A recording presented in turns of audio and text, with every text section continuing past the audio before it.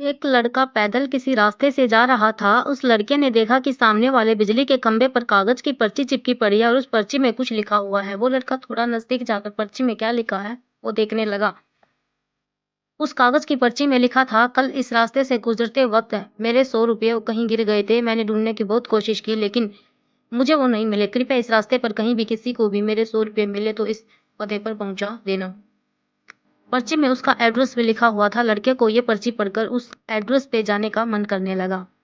वो लड़का उस एड्रेस पे जाने के लिए आगे बढ़ने लगा। उस एड्रेस पे जाकर लड़के ने देखा कि वहां पर एक झोपड़ी है। लड़के ने बाहर से आवाज लगाई तो उस झोपड़ी में से एक वृद्ध औरत लाठी के सहारे बाहर आने लगी।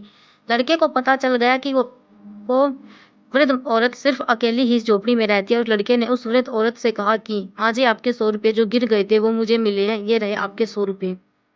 उस लड़के की बात सुनकर वो वृद्ध औरत रोने लगती है और कहती है कि बेटा, अब तक करीब 15-20 लोग मुझे 100 रुपये देकर जा चुके हैं।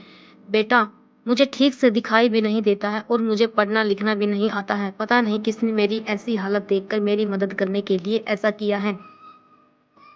लड़के ने 100 रुपये रखने के लिए कहा पर वो वृद्ध औरत नहीं मानी। लड़के के बहुत आग्रह करने के बाद आखिर में वो वृद्ध औरत मान जाती है, लेकिन वो उस लड़के से कहती है कि तुम जाते वक्त वो पर्ची वहां से फाड़ कर फेंक देना। मुझे पता नहीं कि किसने मेरे पे तरस खाकर ऐसा किया है। लड़के ने कहा, माँ जी आप इस बात की फिक्र मत करना, मैं वो पर्ची फाड़ दूंगा।